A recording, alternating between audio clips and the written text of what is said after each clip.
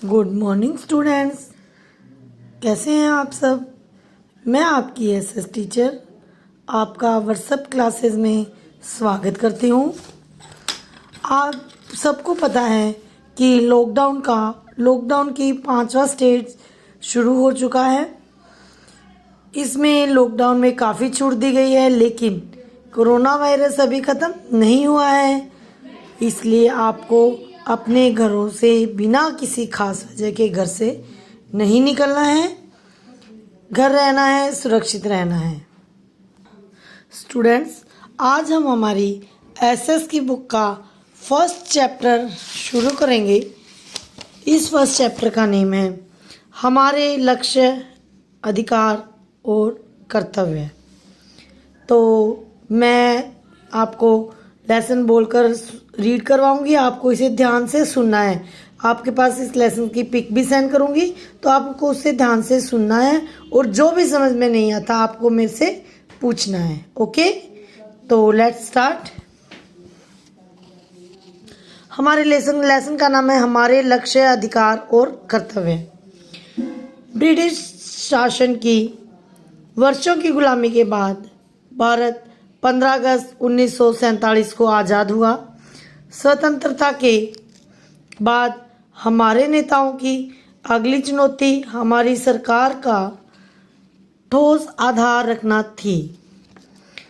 हमारा संविधान डॉक्टर राजेंद्र प्रसाद की अध्यक्षता में 26 जनवरी 1950 को लागू किया गया था। हम 26 जनवरी के इस अवसर को गणतंत्र दिवस के रूप में प्रत्येक वर्ष मनाते हैं। भारतीय संविधान लिखित प्रलेख है जो भारत के लोगों के लक्ष्यों, अधिकारों और कर्तव्यों का उल्लेख करता है। संविधान सरकार को चलाने के लिए मूल नियमों और कानून का प्रलेख है। भारतीय गणतंत्र के राष्ट्रीय लक्ष्य है प्रजातंत्र, सामाजिकता, धर्मनिरपेक्षता। संविधान के अनुसार भारतीय गणतंत्र और उसके लोगों के 3 राष्ट्रीय लक्ष्य हैं। सबसे पहला है प्रजातंत्र। प्रजातंत्र का अर्थ है प्रजा के द्वारा चुना गया प्रतिनिधि जो सरकार को बनाता और चलाता है। भारत का प्रत्येक नागरिक जिसकी आयु 18 वर्ष है उसे वोट देने का अधिकार है। भारत एक प्रजातांत्रिक देश है। प्रजातंत्र का अर्थ लोगों की सरकार, लोगों के द्वारा और लोगों के लिए है। दूसरा है सामाजिकता। इसका अर्थ है कि कानून की नज़र में सभी नागरिक समान हैं। हमारे देश के सभी लोगों के लिए निश्चित रूप से समान अधिकार है। सरकार अमीर और गरीब, जाति या किसी और कारण से लोगों में कोई भेद नहीं करती। धर्मनिरपेक्षता। धर्मनिरपेक्षता का अर्थ है सभी धर्मों को समान मानना। प्रत्येक व्यक्ति अपने धर्म का पालन करने के लिए स्वतंत्र है। भारत के गणतंत्र के 3 मुख्य स्तंभ हैं मौलिक अधिकार, मौलिक कर्तव्य और नीति निर्देशक सिद्धांत। तो पहले हमने जो पढ़ लिया है आज वो समझते हैं। स्टूडेंट्स, जैसा कि हमने अभी पढ़ा, हमारे भारत का संविधान 26 जनवरी 1950 को लागू किया गया था।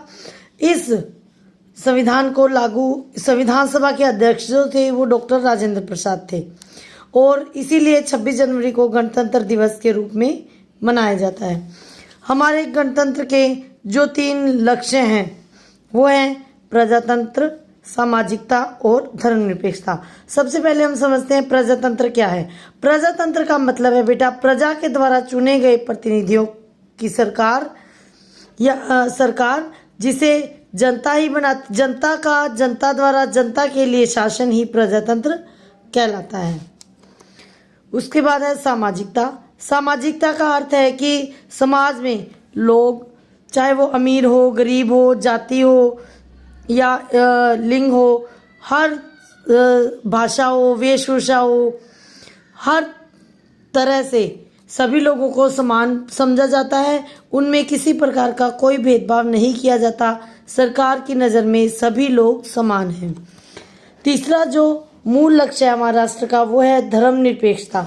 ये धर्मनिरपेक्षता ही हमारे देश को एक विशेष पहचान प्रदान करता है, क्योंकि हमारे देश में बहुत सारे धर्मों के लोग रहते हैं, लेकिन फिर भी हमारे देश में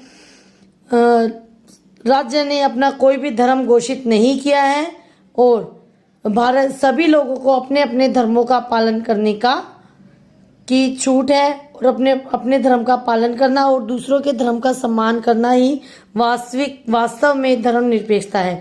थैंक यू। इसके आगे का चैप्टर हम नेक्स्ट क्लास में पढ़ेंगे। Thank you student.